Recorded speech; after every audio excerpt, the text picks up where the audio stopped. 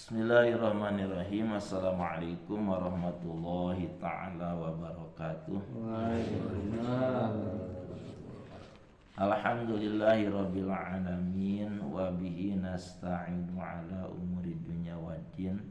Wassalatu wassalamu ala ashrafil anbiya'i wal mursalin Sayyidina Muhammadin sallallahu alaihi wasallam wa ala alihi wa ashabi ajma'in, amma ba'd.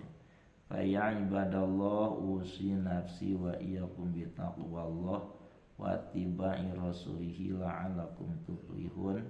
Faqala Allah ta'ala fil Qur'anil Karim, a'udzubillahi minasyaitonir rajim. Bismillahirrahmanirrahim. Ya ayyuhalladzina amanu taqullaha haqqa tuqatih wa la tamutunna illa wa antum muslimun. Shadaqallahul azim wa balagha rasuluhul karim, wallahu a'lamu bimuradi, wa nahnu ala dzalika minasyahidina syakirin, walhamdulillahi rabbil alamin. Hadirin jamaah salat subuh rahimani wa rahimakumullah. Mari kita bersyukur kepada Allah Subhanahu wa taala dengan ungkapan kalimat tahmid, alhamdulillahirabbil alamin ala kulli halin wa ni'matin, dan mari kita bersolawat kepada Rasulullah sallallahu alaihi wasallam dengan ungkapan Allahumma shalli ala sayyidina Muhammad wa ala ali sayyidina Muhammad.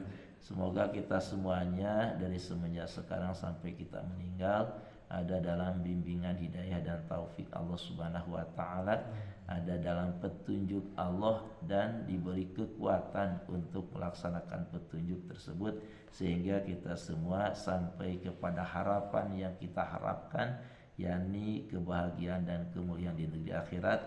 Mudah-mudahan Allah mengumpulkan kembali kita semua dalam surga Allah Subhanahu wa taala yang penuh dengan kenikmatan yang sangat abadi, yang sangat kekal. Hadirin yang dimuliakan oleh Allah Subhanahu wa taala, mari kita lanjutkan kembali taklim dari kitab Bulughul Maram, masih dalam judul Babul Libasi ya. 2 hadis deui. Nah, insyaallah nanti lanjut kepada Kitabul Janaiz, kitab tentang jenazah. Hadirin yang dimuliakan oleh Allah Subhanahu wa taala, hadis selanjutnya bismillahirrahmanirrahim.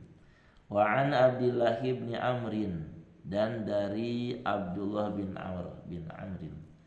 Qala, berkata Abdullah bin Amrin, ra'a alayya Nabi sallallahu alaihi wasallam. Ra'a, telah melihat, alayya, kepadaku, an-nabi sallallahu alaihi wasallam, Nabi sallallahu alaihi wasallam. Jadi Nabi sallallahu alaihi wasallam telah melihat kepadaku, kata Abdullah bin Amrin. Saubaini, memakai 2 baju. Mu'asfaraini, yang keduanya dicelup dengan warna kuning. Mu'asfaraini. Waqala, lalu Nabi bersabda, ummuka amaratka bihadza, apakah ibumu yang memerintahkanmu bihada, dengan ini? Jadi apakah ibumu, amaratka, yang menyuruh ibumu kepadamu, bihada, dengan ini? Rawahu Muslimun, telah meriwayatkan kepada hadis ini Imam Muslim. Di hadis ini menunjukkan bahwa Nabi Shallallahu Alaihi Wasallam tidak memperbolehkan kain mu'asfar dipakai oleh laki-laki, diusahakan dijauhi. Nah, dalilun ala tahrimil mu'asfari. Nah, jadi hadis ini sebagai dalil hukumnya memakai al mu'asfarnya.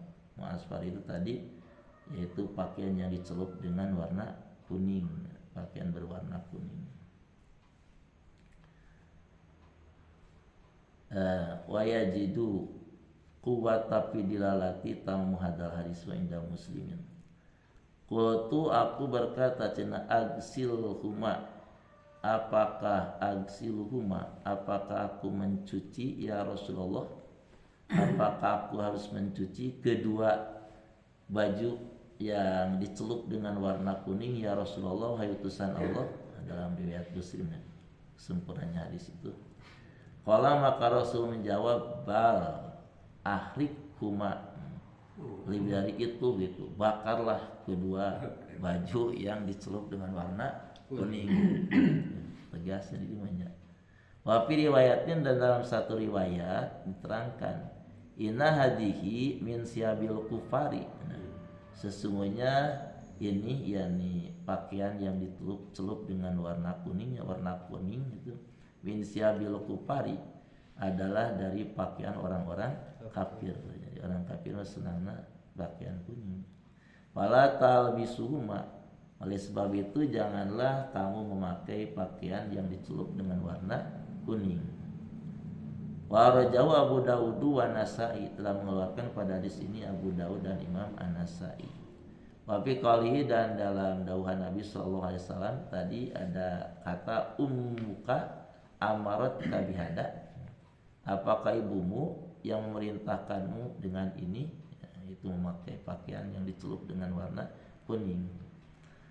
Nah, kalimat tersebut, ya apakah ibumu, ada kalimat ummuka amaratka, apakah ibumu yang memerintahkan kamu dengan ini.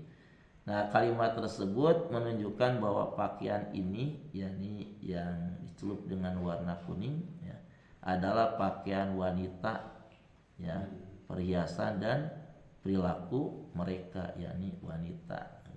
Jadi ya dihindarilah, jauhi itu pakaian yang berwarna kuning anu ieu pisannya itu, karena kuning mencolok. Hiji deui apanya? Hiji deui.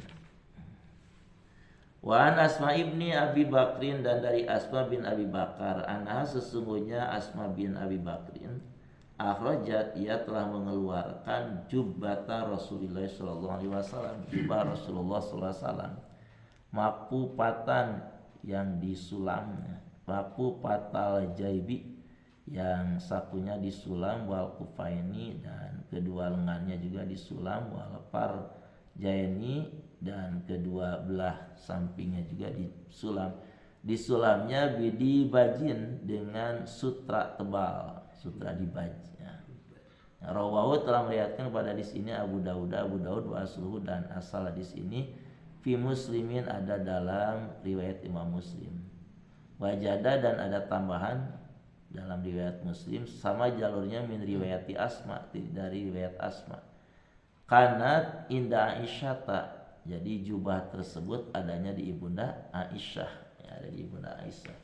Hatta kupidot, hingga ia wafat, sampai meninggal itu. Jadi masih hidup ibunda Aisyah, jubah Rasul tersebut masih ada di ibunda Aisyah itu. Waqabatuha, nah setelah ibunda Aisyah meninggal, sudah kata Asma bin Abi Bakrin, kemudian jubah itu aku pegang itu. Jadi ayana di Asma. Wakana Nabi sallallahu alaihi wasallam yalbasuhuma, Nabi sallallahu alaihi wasallam memakai jubah tersebut yang disulam dengan dibaz tadinya itu. Wa nanu naksiluha, sedangkan kami mah cuma mencucinya itu, mencucinya. Lil marodi, lil mardo, nah lil mardo ada alif tempel itu. Lil mardo, untuk orang yang sakit itu. Untuk apa? Yustasqa biha, yang menggunakannya berobat, dipakai untuk berobat. Jadi yustasqa biha, dijadikan sebab obatnya pakaian Rasulullah sallallahu alaihi wasallam. Nah, hadirin yang dimuliakan oleh Allah Subhanahu wa taala, jadi kesimpulan hadis ini memberi beberapa pengertian. Satu, boleh memakai pakaian yang dicampur sutra, ya, tapi campurannya sedikit untuk hiasan bagi laki-laki, ya boleh gitunya. Tadi kan disulamna ku sutra dibaj, ya, sutra kasar gitunya. Dina sakuna, dina kedua lengana, dina dua belah sampingnya. Nah, ini menunjukkan bolehnya memakai pakaian yang dicampur sutra, tapi campurannya sedikit, ya, untuk hiasan bagi laki-laki. Yang kedua, boleh memakai jubah yang ada dua belahan pada sampingnya. Yang ketiga, istishfa, yaitu mengobati dengan bekas